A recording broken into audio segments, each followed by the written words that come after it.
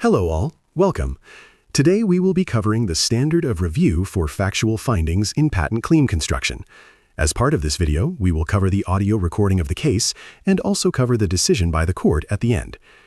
Teva Pharmaceuticals and related firms own a patent covering a manufacturing method for Copaxone, a drug used to treat multiple sclerosis. When Sandoz and other generic drug manufacturers sought to market a generic version of Copaxone, Teva sued for patent infringement. Sandoz countered that the patent was invalid because one of its claims, referring to the active ingredient having a molecular weight of 5 to 9 kilodaltons, was fatally indefinite. Sandoz argued the claim did not specify which of 3 possible methods should be used to calculate the molecular weight.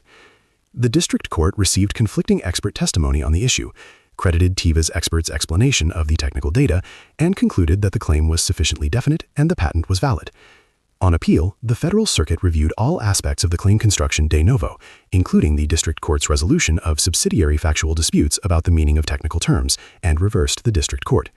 The central legal question was what standard of review the Federal Circuit should apply when reviewing a district court's resolution of subsidiary factual matters made during the construction of patent claims.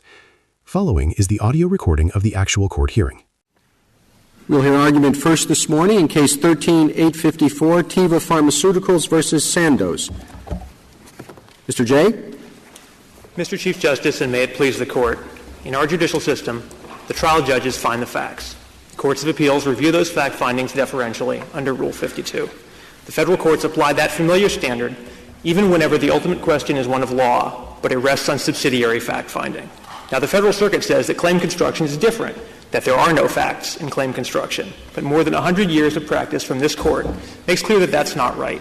Facts can enter claim construction, and they do so when the trial judge does what this Court has instructed her to do, to find what a person of skill in the art already knows as relevant to interpreting the patent. Can you bring it down to this case and tell us what are the facts to which the Federal Circuit should have applied a clearly erroneous rule?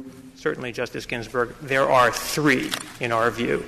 The first is that the Federal Circuit failed to defer to the trial court's finding about the presumed meaning of the term average molecular weight in the relevant context. The second is that the Federal Circuit failed to defer to what the district court expressly found resolving an expert dispute was the import of Figure 1 and where the peak of the curve in Figure 1 appears. And the third is how a person of ordinary skill in the art would have read a piece of the prosecution history. So if I may, I'll begin with why the reference to average molecular weight in the patent and the specific reference to size exclusion chromatography, the particular technology being used to find that, fits the rule that we're asking this Court to adopt. I want you to answer that, but would you say that it's whether a skilled artisan would make this inference? Is that part of the finding? Part of the finding is the knowledge of a skilled artisan. That's right. Sometimes the finding is just about pure science, how an invention works. What this Court called it in the Winans versus New York and Erie case is terms of art or the state of the art. And the way the state of the art can enter the analysis is when you're using science to construe the patent. So, for example, at this temperature, the invention would work. At that temperature, the invention would not work. Therefore, the temperature must be Celsius and not Fahrenheit, for example. When you do that, when you're using science and not words or structure as an interpretive guide, that rests on fact-finding just as much as knowing the meaning of terms of art to people of skill in the art does. Now, the terms of art has a lengthy pedigree in this Court's cases, not just in patent cases, although it's certainly strong in patent cases as well, but in the interpretation of other written instruments, the meaning of terms of art in an interpretive community to which the trial judge does not belong is exactly the kind of thing that trial judges need the input from experts to determine. Well, that's not true of terms of art in statutes, is it? Terms of art in statutes, Justice Alito, are nonetheless written to be read by the general public. And when they have a legal meaning, the determination of that legal meaning is still a question of law. But some of them are very technical. And I doubt that the general public has any understanding of some very technical terms that appear in statutes. So would they not be read in light of what someone who was knowledgeable in that field would understand the term to mean? I think it's very rare for Congress to adopt statutes that have terms that are meant to be read by a specialized audience. Well, I'll give you an example. The Dodd-Frank Act refers to Tier 1 capital. Do you think that the average person on the street has any idea what Tier 1 capital is? I expect that it has an established meaning, but although I certainly don't know for sure. Among the general public or among people who are knowledgeable in that particular area? I think when you're interpreting a statute, that it's generally clear at least what the right frame of reference is. Now, in the patent case, what the frame of reference is itself a question of fact, as this Court said in Graham versus John Deere, ascertaining the level of skill in the art. Who is the skilled artisan? Who is this patent written for? That is itself a factual question. And then figuring out what that person knows is also a factual question. That's terms of art or the state of the art. Mr. Jay, could you tell me what you see as the difference between your position and the government's? I think that the government agrees with us that the answer to the question presented is that Rule 52A applies and that clear error review should apply to findings of fact. I think some, because they differentiate others. I think that our test is largely the same as well, but we disagree on how the test comes out on these facts. We submit that the three fact findings that I mentioned to Justice Ginsburg at the beginning of the argument are factual findings. The government agrees that some but not all, and we agree on the ultimate disposition that the Federal Circuit's judgment can't stand. If you and the government can't agree, why should we defer to a district court? Why don't we defer, as has been done now forever, to the Federal Circuit and let them review these things de novo? Respectfully, Justice Sotomayor, what's been done forever is deferring to district courts on matters of subsidiary findings, and I think it's significant that in the first patent case that came to this Court from the Federal Circuit, the then new Federal Circuit, Dennison, what this Court did was direct the Federal Circuit to apply deference to subsidiary fact-finding in the context of obviousness. And this Court has in Markman, we talked about claim construction being an odd hybrid. It is an odd hybrid. It is a hybrid. I don't know that it's odd, Justice Sotomayor. I think that it actually fits of a piece with other mixed questions of law and fact. And the universal practice for mixed questions of law and fact is that when they rest on subsidiary fact findings, you review the fact-finding part deferentially, even when the leap from the fact-finding to the ultimate legal conclusion is a short one. In non-patent litigation. In the Markman context, the trial judge says to the jury, now the construction of the claim is for the court, and the court's construction of the claim is XYZ.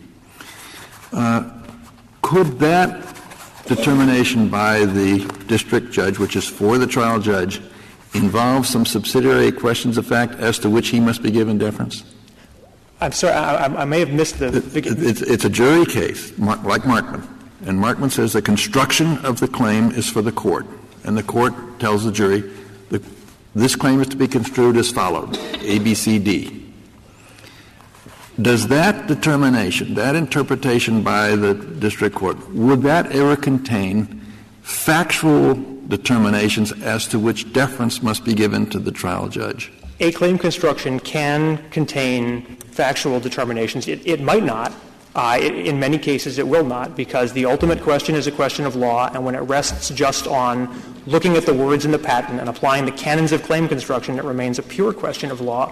When facts enter the analysis, those facts decided by the trial judge in the context of findings are reviewed deferentially. I mean, is it the same question, whether a particular fact has to be submitted to the jury and whether a particular fact finding by the judge is entitled to deference? Are they the same question? They're not the same question. I didn't think they were.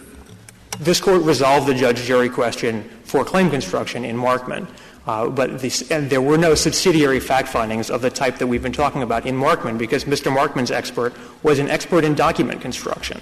That's not the kind of rule that we're advocating here. We're advocating for deference to classic fact-finding. You've referred several times to subsidiary facts. The difference between questions of law and fact has not always been an easy one for the Court to draw. What do you mean by a subsidiary fact? I simply mean, Mr. Chief Justice, that the ultimate question, this Court said in Markman, is a question of law, but it often rests on factual findings, knowledge of the state of the art and of how the art works. And that's just as true in other Well, what's your cases. definition of subsidiary fact? A subsidiary fact is a fact that is not the ultimate question the Court is looking at, but one that is an ingredient in that judgment. So in the context of claim construction, what often happens is the beginning of the analysis is, what is the meaning of this specialized term to people in the art? That may not be controlling because the interpretation of the patent may show, as a legal matter, that can't be the right meaning because the text of the patent itself, applying the canons of claim construction, for example, or simply applying the patentee's own definition, rule out the ordinary meaning to skilled artisans, making that finding irrelevant. Then it wouldn't be a subsidiary finding of the ultimate claim construction at all. The evidence shouldn't have come in. I'm sorry, Justice The evidence should not have come in. Well, Justice Ginsburg, the Court may not anticipate at the time what the ultimate outcome is going to be. At the time, the Court must make a judgment about which experts to allow. But I think that's an important point, that the judge retains gatekeeping authority, and ultimately the judge will decide how many terms she will allow the parties to dispute and what evidence to take and in what form to take it. So if these are truly fact questions, then what happened to the Seventh Amendment? I think, Justice Ginsburg, first of all, this is not a jury case, but of course I'll answer the question for patent cases more broadly, in which some are jury cases. These are subsidiary fact findings that go to a threshold question for the Court, and in that respect, they're no different than the fact findings that go into other pretrial judgments that are not for the jury. Rule 52 has been applied to judicial fact-finding in any number of jury cases, pretrial and post-trial matters that don't go to the jury. And this Court decided in Markman that the ultimate question of claim construction is one of law and thus not for the jury. And the government's brief said, and I think you agree with this, but you'll tell me, that inferences to be drawn from fact findings get de novo review. And my understanding is that in a typical civil case, a jury finds the facts and can draw inferences from the facts. But here, well, first, do you agree with the government that inferences from the facts get de novo review? No, I don't think I can agree with that, Justice Ginsburg, because that's not what Rule 52 says. And we may be conflating jury cases, in our colloquy here, we may be conflating jury cases and judicial fact findings, because the scope of Rule 52 is set out in the rule itself and in the advisory committee notes in 1937 and this Court's decision in Anderson and Pullman-Swint as well, all talk about the inferences to be drawn as being part of the trial judge's role, because the trial judge has heard the entire factual record. The trial judge is in the best position to draw the inferences from the record as well as to resolve direct head-to-head conflicts. Mr. Jay, I just want to make sure I understand your answer to what the gap is between a certain kind of fact and then the ultimate question of law. So when an expert gets on the stand and gives testimony about what a person in the field, a skilled artisan in the field, would understand to be the meaning of a particular patent term, and you're saying that that's factual and that the decision whether to credit that or not is a factual determination. But how is that different from the ultimate legal question that the Court has to answer, which is kind of the same thing? It's how a person, a skilled artisan in the field, what that person would understand the patent to mean. Well, the difference is that the instances, and there will be frequent, where it's not kind of the same thing. And let me spell that out. So the first part of your question is what the expert says factual, the meaning to skilled artisans? And it absolutely is, just as it is in this Court's contract and tariff cases, where the Court specifically says that the meaning of a term to people in a particular field to which the judge doesn't belong, that's a fact question, and so is whether there is a specialized meaning. But where there is no specialized meaning, or any specialized meaning is irrelevant, because the patent itself through the process of document construction tells you what the answer is. So, for example, here's the ordinary meaning of this term, but that won't work in the context of this patent because it would run up against the canon of claim differentiation.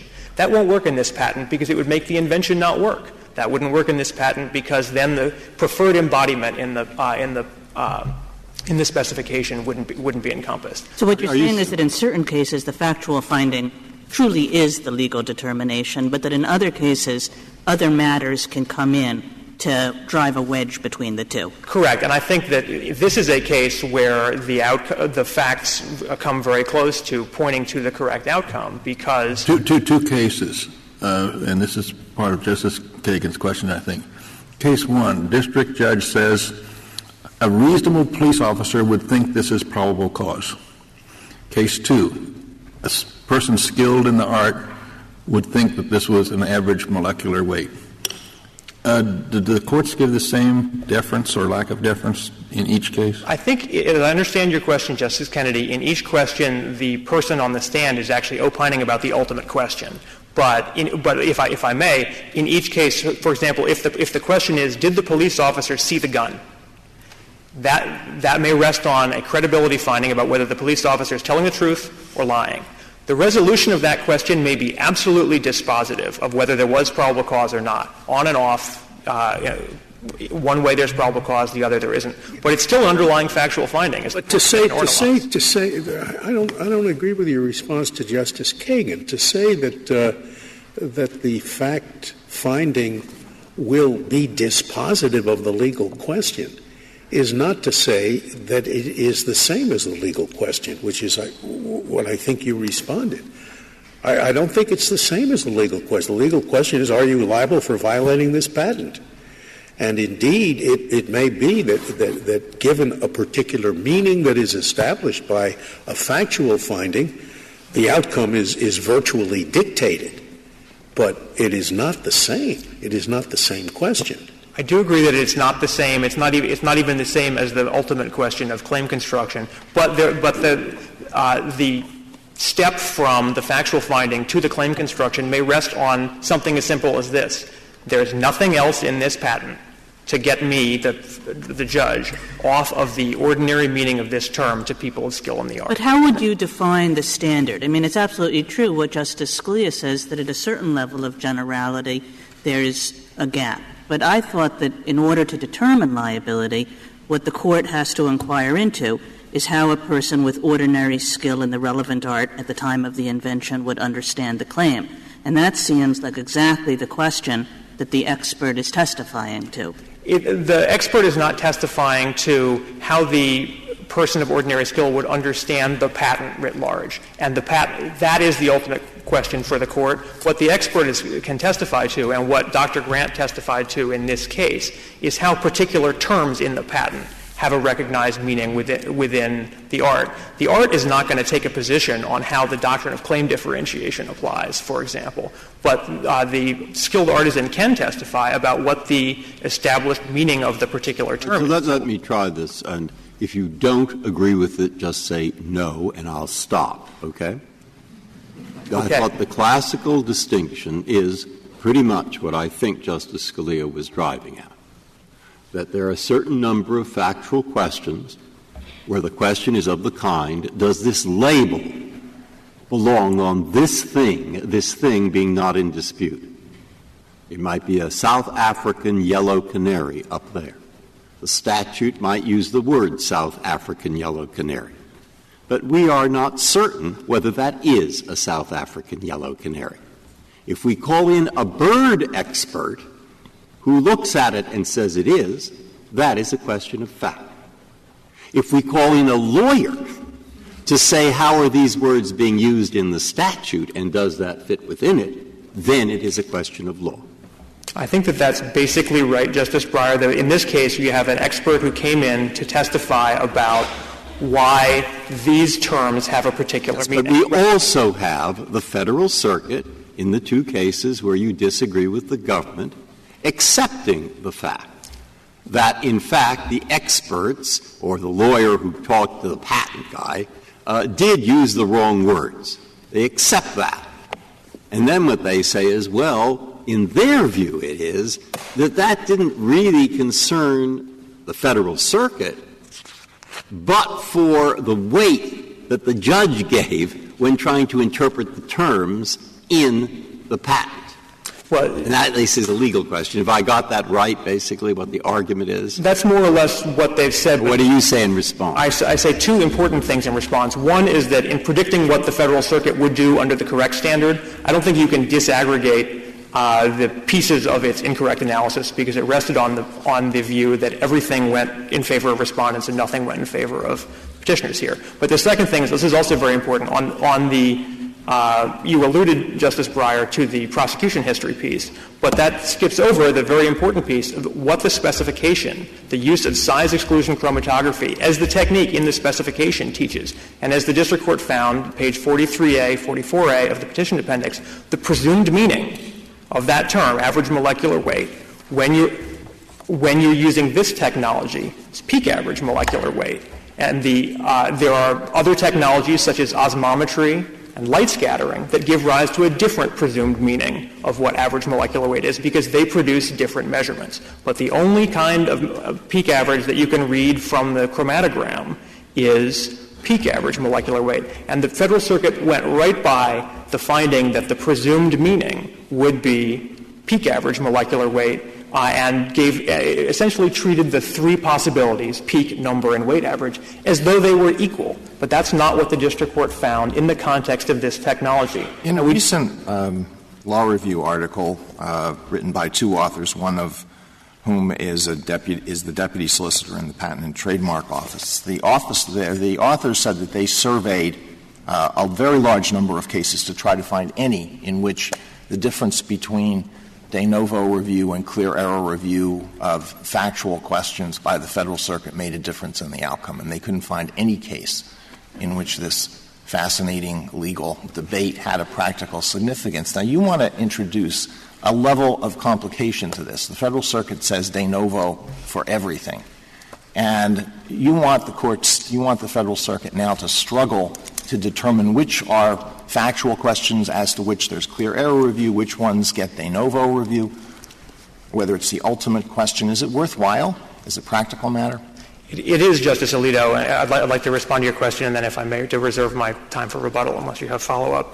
But first of all, does it matter? It does matter. It matters in cases like this, and I don't know whether the study that Your Honor referred to would pick up this case, because that's precisely the problem. If you read the Federal Circuit's opinion in this case, it makes no reference to the fact findings as fact findings, and you would not understand, for example, the finding that I was just alluding to about presumed meaning, because it's not referred to anywhere. There are a host of cases like that. There have been for years. And more systemically, as Professor Monell points out in his amicus brief, I think pages 17 to 18, the de novo standard produces the problem that encourages the Federal Circuit to blow right by the skilled artisan's perspective. It doesn't talk about it. It doesn't talk about the evidence that supports it. So that's one point. Another point, just about whether the Federal Circuit could handle this. This is the standard, disaggregating subsidiary factual questions from ultimate legal questions, that courts of appeals apply all the time, and that the regional courts of appeals did in fact apply before the Federal Circuit came along. The best example of that is the Harries case we've cited in our brief written by Judge Hand. So to apply that standard practice, we think, would not be unduly disruptive to the Federal Circuit, and it would not insulate every single claim construction from review. It simply would have facts treated as facts. If I may, I'd like to reserve the balance of my time. Thank you, Mr. Jay.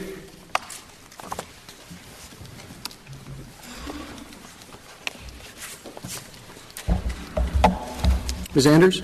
Mr. Chief Justice, and may it please the Court, just to start with the distinction between factual findings and legal inferences here, we think that factual findings are those that are based, at least in part, on evidence that is outside the patent and its prosecution history, and that concern matters that are distinct from the patent itself. So those could be factual findings about what kind of data a particular scientific technique produces, or how the prior inventions in the field worked. Those are factual findings.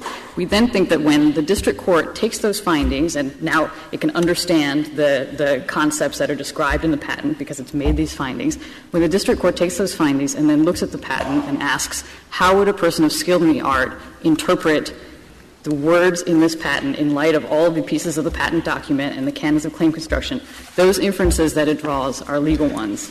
So I think to take the size exclusion chromatography as an example of this, because it's probably easier to discuss it concretely, I think what happened there was that the district court made a factual finding that when SEC is used, the type of data that just is spit out produces peak molecular weight. And if you wanted to produce any other measure of molecular weight, you would need to do more calculations. That's the factual finding that the district court made. It then took a look at the patent document and said, in light of that, what inference can I draw from the specifications reference to SEC? And the legal inference that it drew was that probably the patent meant to refer to peak molecular weight when it used the term molecular weight.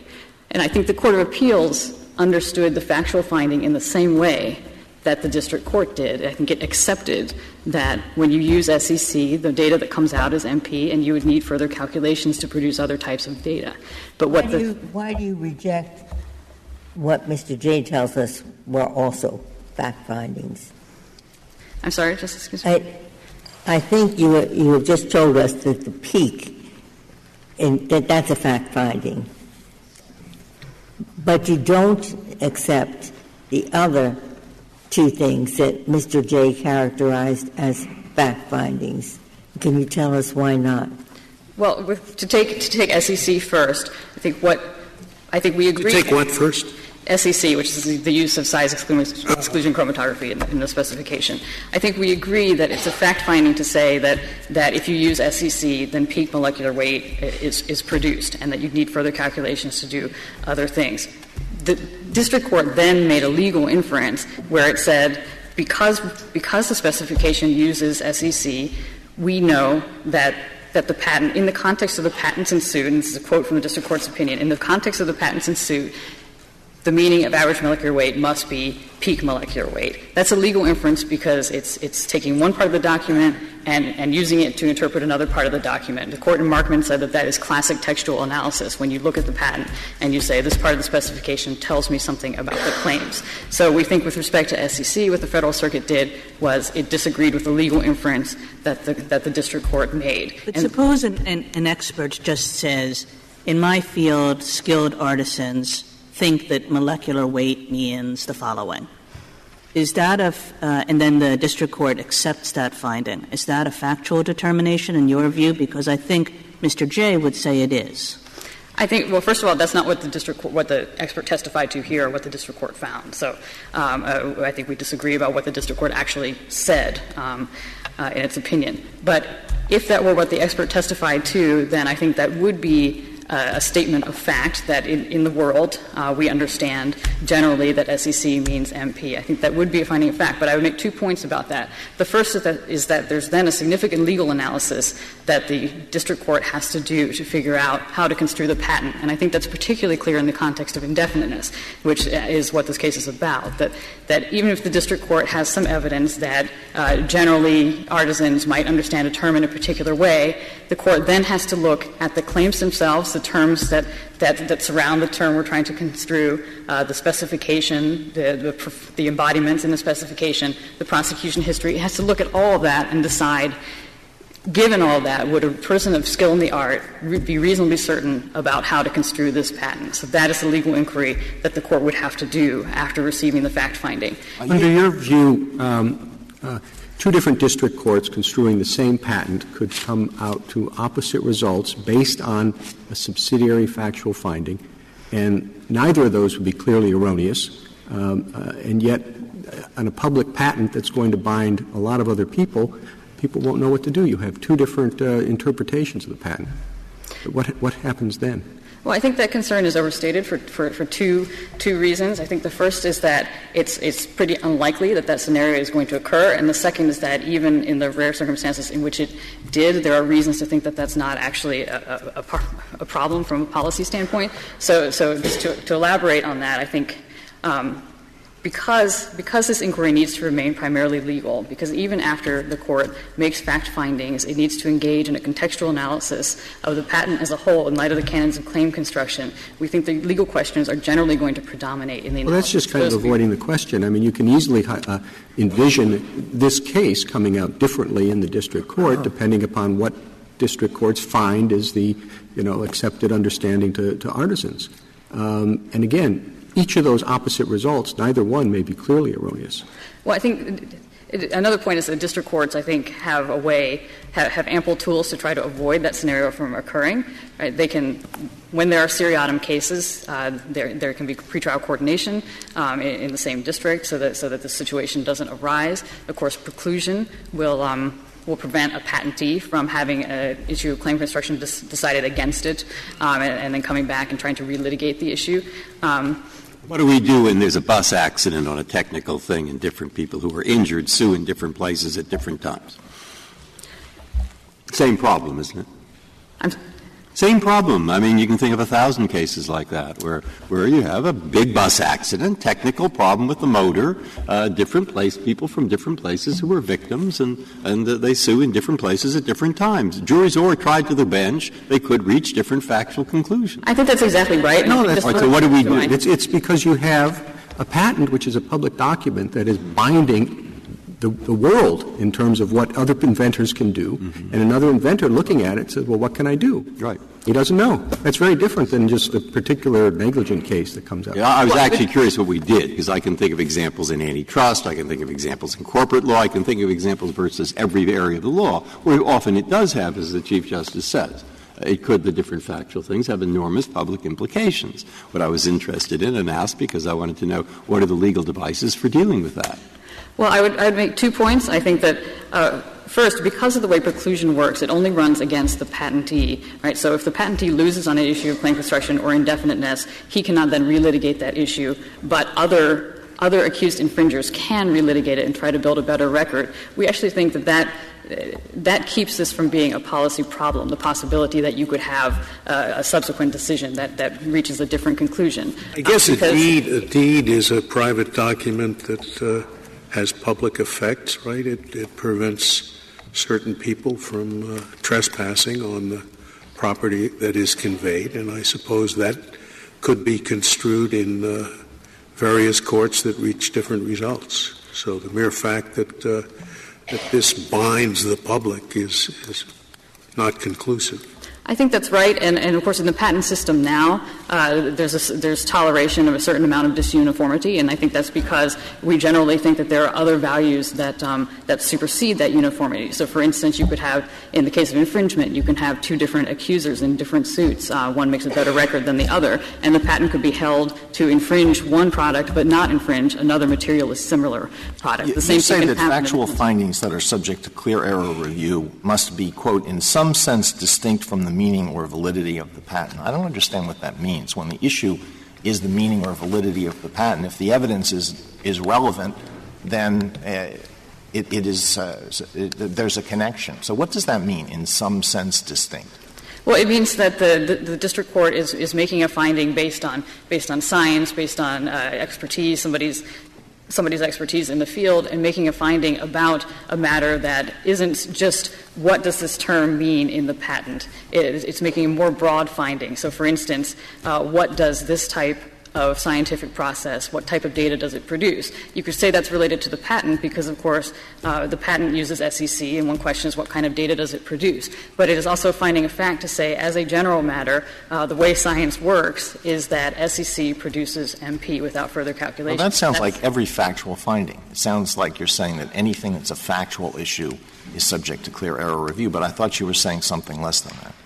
Well, I think that's a factual finding, but then what the district court has to do is take that information, which allows it to assume the perspective of a skilled artisan, and then decide what it tells it about the patent itself. And that's a question of looking at the document itself. So the fact that the patent uses SEC, does that raise an inference about what the term molecular weight in the patent means or not? That's a question of textual analysis. Thank you, Ms. Andrews.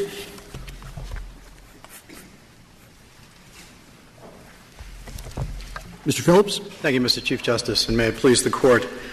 It seems to me that the 2 questions that were asked in the opening portions to my colleagues and friends, one came from Justice Alito, one came from you, Mr. Chief Justice, are matters that this Court already has effectively decided in the Markman case and are the reason why de novo review is appropriate under these circumstances. In effect, Justice Alito asked the question, is all of this worth the candle?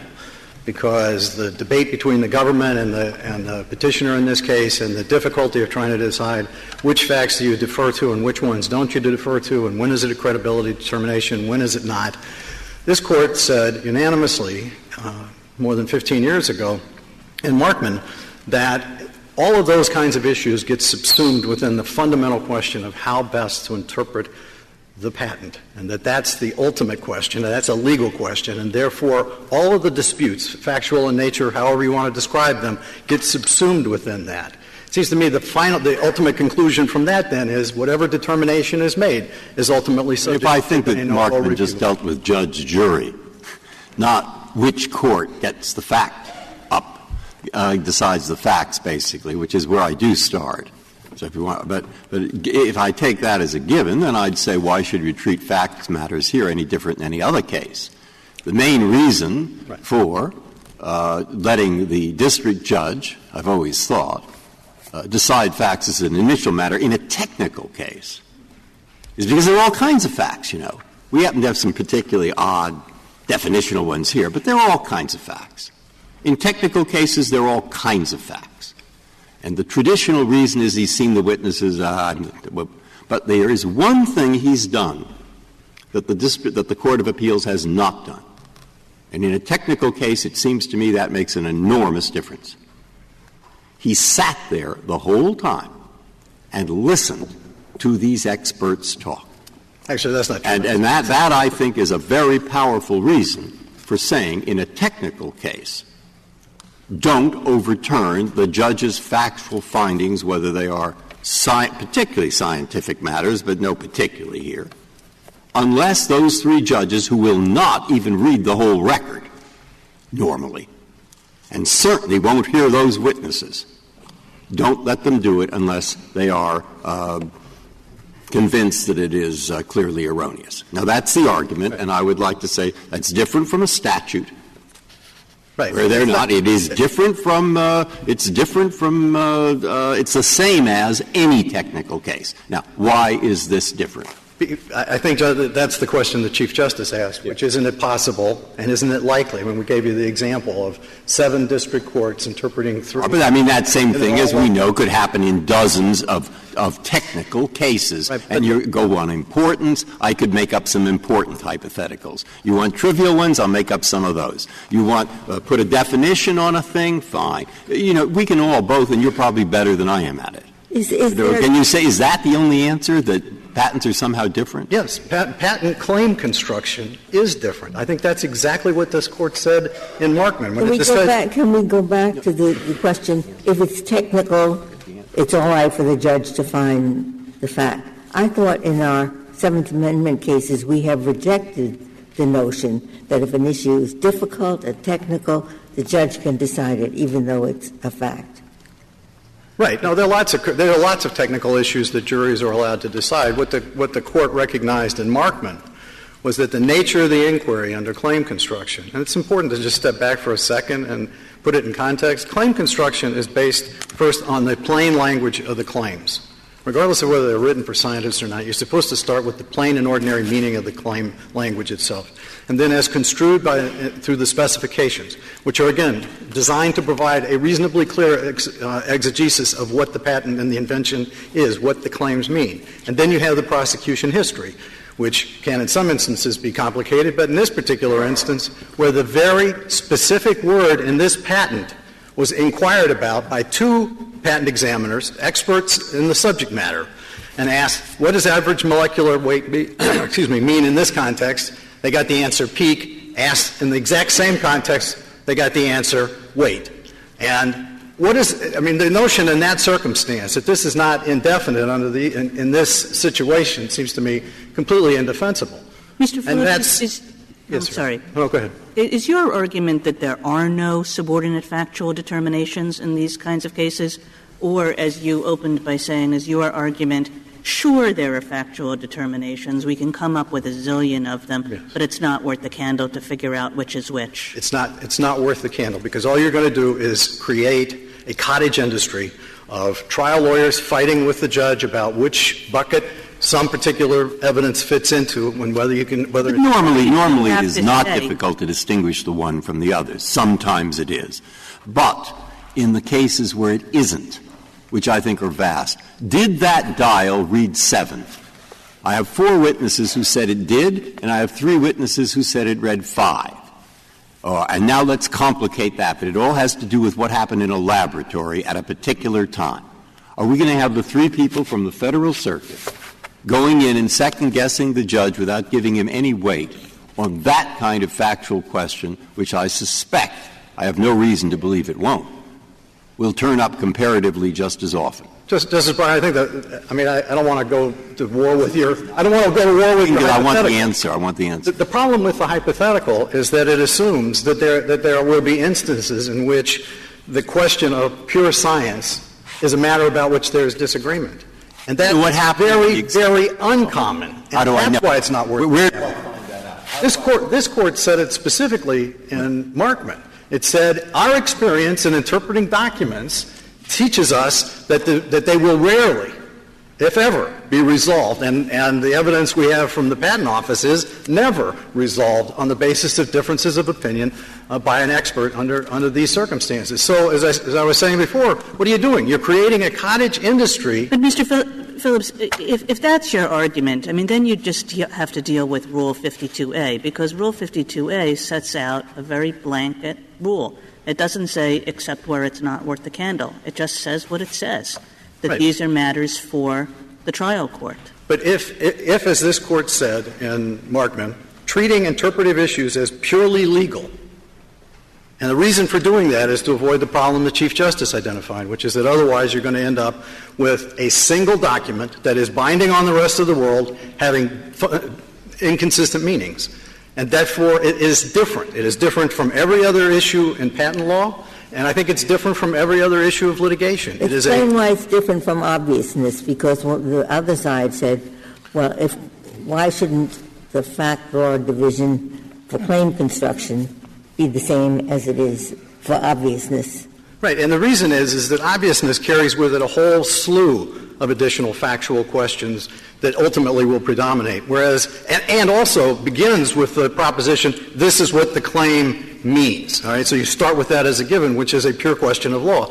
The obviousness issue at that point can turn on the success of the product, can turn on how the market responded to it. Those are lots and lots of pure factual issues that this Court had already recognized in John Deere, Graham versus John Deere, and said, there's no reason to have pure question of law, even if at the end of the day there is a question of law.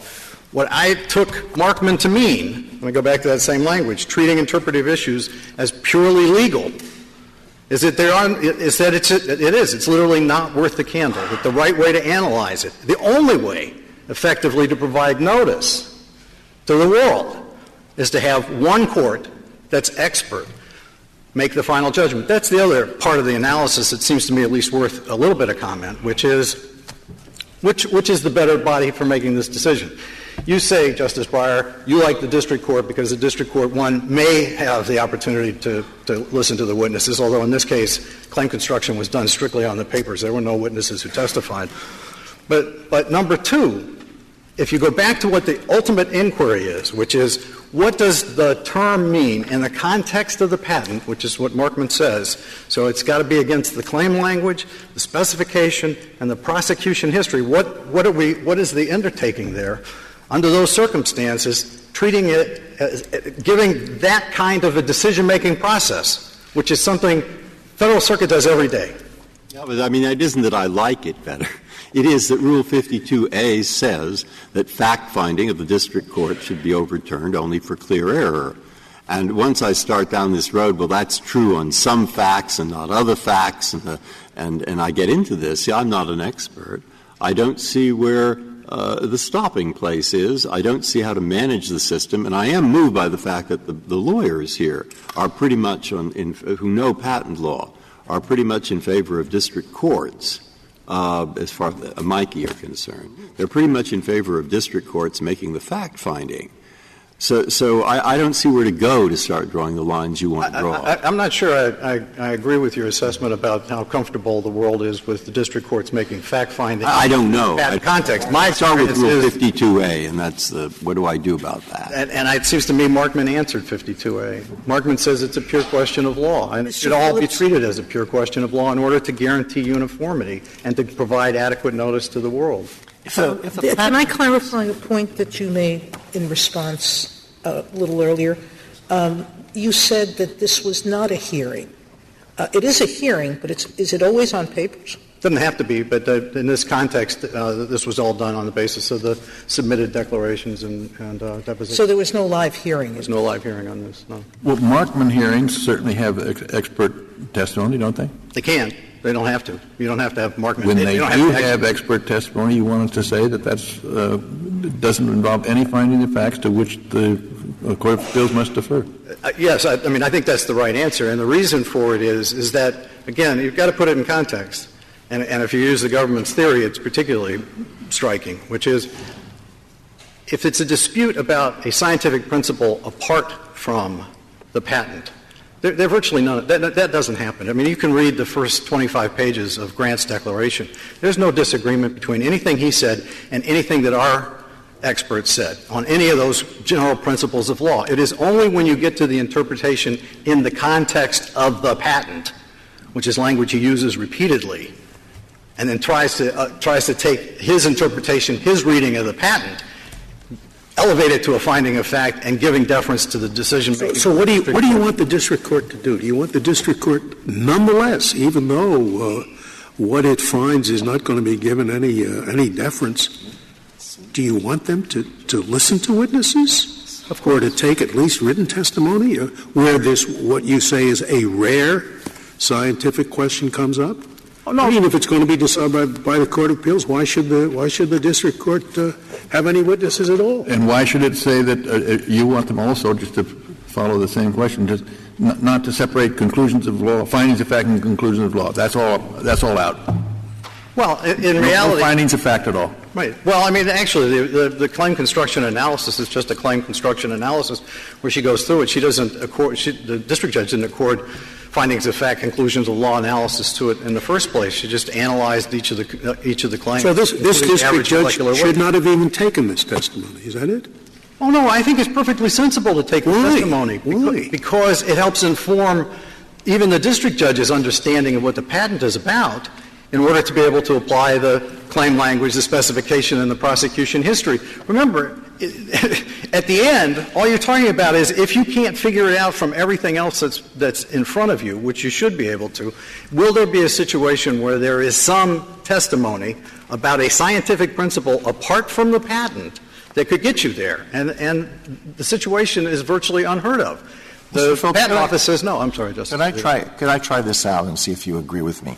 If a patent is like public law, if it's like a statute or like a rule, then factual findings regarding the meaning of that patent are not entitled to clear error review, any more than factual findings regarding the meaning of a statute or the Constitution are entitled to plain error review. What was the original understanding of the Second Amendment? That's a factual question. But it's not subject to plain error review. What did Congress intend, if you think Congress intended things? That's a factual question. But it's not subject to plain error review. Now, on the other hand, if a patent is private law, if it's like a deed, or if it's like a contract, then Rule 52A comes into play. Do you agree with that? Yes, I agree with that. As I've said all along. So it all turns on which one you think it's closer to. Okay. But actually, I think Markman answered that. Because I think Markman recognized that this is a public document that is going to be binding on third parties and that therefore ought to be construed as a matter of law in order to ensure the stare decisis component of it. And they rejected. Remember, this Court specifically rejected the alternative argument put forward, I think, by the government's lawyer suggesting that you can use collateral estoppel and other methods of dealing with fact findings or fact determinations. This Court said, no, that's not adequate. You need stare decisis in order to guarantee the kind of uniformity that only the Federal Circuit can provide. How many patents do they issue a year about? Do you have any rough idea? I'm sorry, how many patents? How many patents are issued every year? Roughly, have any idea? I don't. The SG's lawyer would almost certainly be in a better position to answer that. But obviously, a significant number of them. There might be very different kinds of factual determinations that are relevant to patent validity than are relevant to interpretation of a statute. So let me just give you one. Mm-hmm. I mean, suppose that the validity of a patent depended on when a particular invention was made. You know, was it done in 1980 or was it done in 2000? And that was absolutely critical to your determination of whether a patent was valid. But that seems like so within the province of the trial court. And so how do I — or the jury. So how do I deal with that? Yeah, but that's the priority date, and the priority date's always been recognized as a question of fact. I mean, the court — So a question of fact, which the trial court ought to get deference on, no? Yes, absolutely. But that's not a claim construction issue. That's just a question of what is the priority date for purposes of — you have to go outside the patent to get that, because you have to find out at what point other things were available. You know, how does it react to other filings that were made? I see, but are you saying that there aren't similar things that could arise within the context of claim construction? Just different people's view of what the facts on the ground are. You know, is molecular weight usually measured in kilodaltons or something else? Yeah, but that's the whole point. There isn't any disagreement about that. Most of those kinds of issues that are completely distinct from the patent itself, where you're not just trying to figure out the language of the patent, there are very few differences of opinion about it. Everybody acknowledged, even the Federal Circuit acknowledged that suggesting that average weight was implied, average molecular weight was implied by the reference to kilodaltons, right, was a misstatement of law, or was a misstatement of science.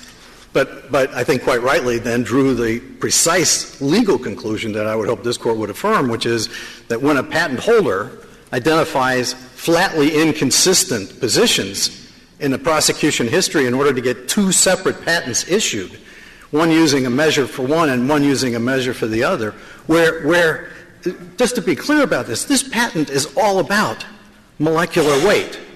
The whole purpose of this was to Mr. Phillips, why do you think that the court below just didn't make that holding?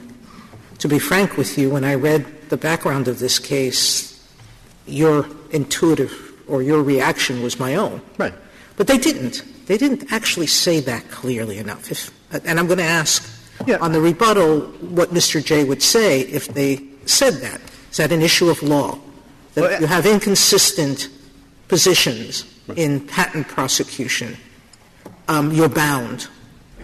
Yeah, I think that, whether it's an estoppel, I don't know, but whether it's the best way to interpret the patent, regardless of what else there is in the record and the evidence, I think that's one place where the Solicitor General and we are in complete agreement, that the one thing you cannot do is take fundamentally inconsistent positions in the prosecution history, create a record that says average molecular weight means weight and average molecular weight means peak, when the whole purpose of this exercise is to get the weight into a certain range of kilodaltons in order to protect it against toxicity. I mean, that's the whole patent. You would have thought in the ordinary course, if I were writing a patent and I thought everything turned on average molecular weight, I might actually bother to define the term. Or that may be true, but and I know I'm not going to get an answer from you because I know what it'll be. No, my question is, where are we going if we start carving out one aspect of the patent litigation, namely the construction, and say that fact matters underlying that, brute facts, even when they are one witness versus another, are for the court on review to decide, but in all other matters, they're really clear error.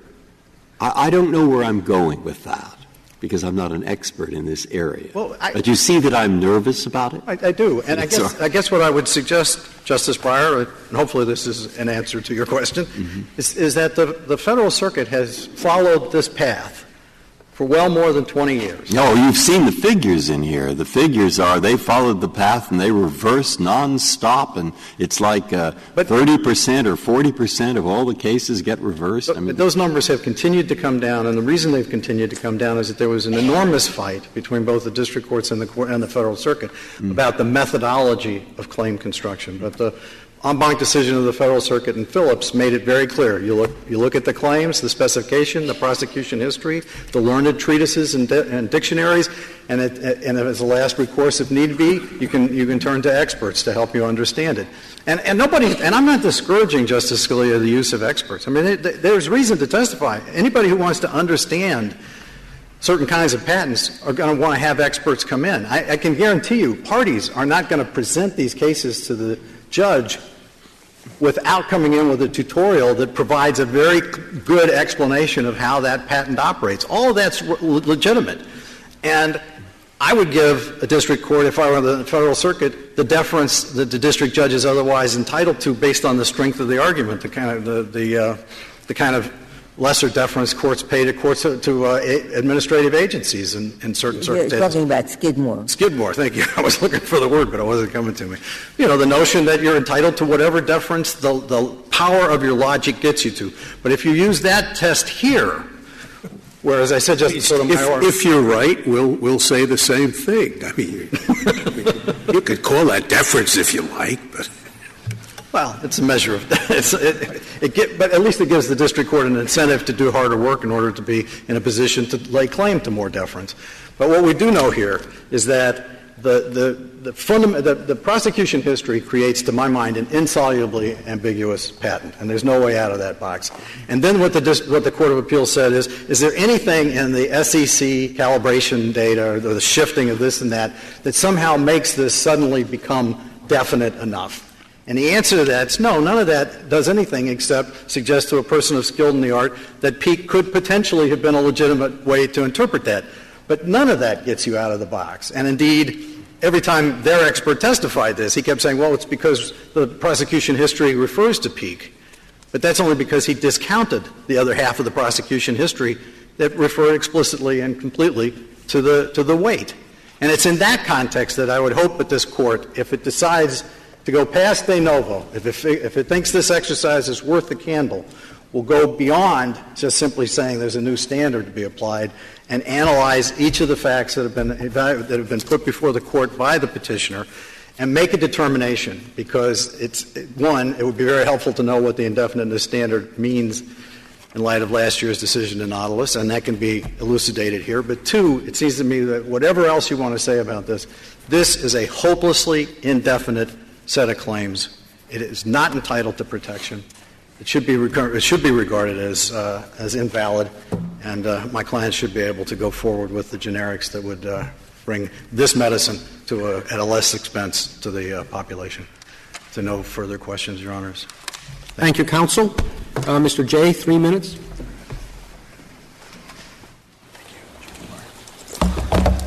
Thank you, Mr. Chief Justice. I'd like to make, 5 points. One is in response to Mr. Phillips' suggestion that there aren't going to be many cases with contested facts. This is a case with contested facts. This is a case in which, let's talk about Figure 1 in particular, because we didn't touch on that as much in the top half of the argument. The meaning of Figure 1 was crucial to the Federal Circuit, because it said its understanding of Figure 1 was that it made it hard to accredit our interpretation of the patent. But there was directly opposed scientific evidence in the district court. Would the peak shift or would it not shift? Dr. Yu said, page 375A of the Joint Appendix, no, it wouldn't. The district court found as a fact that, yes, it would. Why does the government disagree with you about that? The government agrees with us 100% about Figure 1, and I think the government says, and we agree with this as well, the error on Figure 1 is itself a sufficient basis to remand. And what might happen on remand, I think you can't necessarily predict, because you can't disaggregate all these de novo conclusions from each other. Which were the facts that you say are facts and the government said do not qualify under their test? The government says that the SEC point about presumed meaning, and I think that the government doesn't pay sufficient attention to the presumed meaning fact-finding. But we disagree on that and on relating to the prosecution history. Now, Mr. Phillips alluded to the prosecution history, and Justice Sotomayor, this gets to your question that you asked me to address. Can the prosecution history by itself answer this case? And the answer is no, it can't. The Federal Circuit couldn't say that it did, because when you have a patent that is sufficiently definite in light of the specification, that's the end of the matter. As the Federal Circuit said in Phillips, the prosecution history ranks below the specification as an interpretive aid. And if the patent is sufficiently definite in light of the specification, and we say that it is, and Dr. Grant said that it was. Dr. Grant referred to a number of things besides what Mr. Phillips just told you about why peak was the more likely meaning. So, for example, number average and weight average are usually seen together, peak by itself. I'm sorry, you didn't answer my question. If the Federal Circuit just simply said, mistake or not, you said it. You said it was molecular weight, not peak. You're stuck. It can't say that, Justice Sotomayor, because its own doctrine says that what you're positing is some kind of disclaimer. And a No, wait, I'm positing an estoppel of some sort. Well, whichever way you see it, that requires a clear and convincing standard, a clear and unambiguous standard that they did not apply here, they could not apply here. And in particular, with what we have now is the 808 patent. These two statements were made 4 years and 6 years after the 808 patent issued. If it was definite when it issued, it's still definite today. Thank you, counsel. The case is submitted. That concludes the audio recording of the court proceedings. The Supreme Court vacated the Federal Circuit's judgment in a 7-2 decision and remanded for further proceedings. Justice Breyer delivered the opinion of the court, joined by Chief Justice Roberts and Justices Scalia, Kennedy, Ginsburg, Sotomayor, and Kagan. Justice Breyer held that when reviewing a district court's resolution of subsidiary factual matters made during patent claim construction, the Federal Circuit must apply a clear error standard of review, rather than reviewing those findings de novo. The court emphasized that Federal Rule of Civil Procedure 52A6 requires appellate courts not to set aside findings of fact unless clearly erroneous, and this rule makes no exception for patent cases. When a district court must look beyond the intrinsic patent record to consult extrinsic evidence, such as expert testimony about the meaning of technical terms, the court makes subsidiary factual findings that are subject to clear error review. However, the ultimate question of claim construction remains a legal determination reviewed de novo. Justice Thomas filed a dissenting opinion, joined by Justice Alito. Justice Thomas argued that patent claim construction is a purely legal exercise analogous to statutory interpretation, and therefore should be reviewed entirely de novo.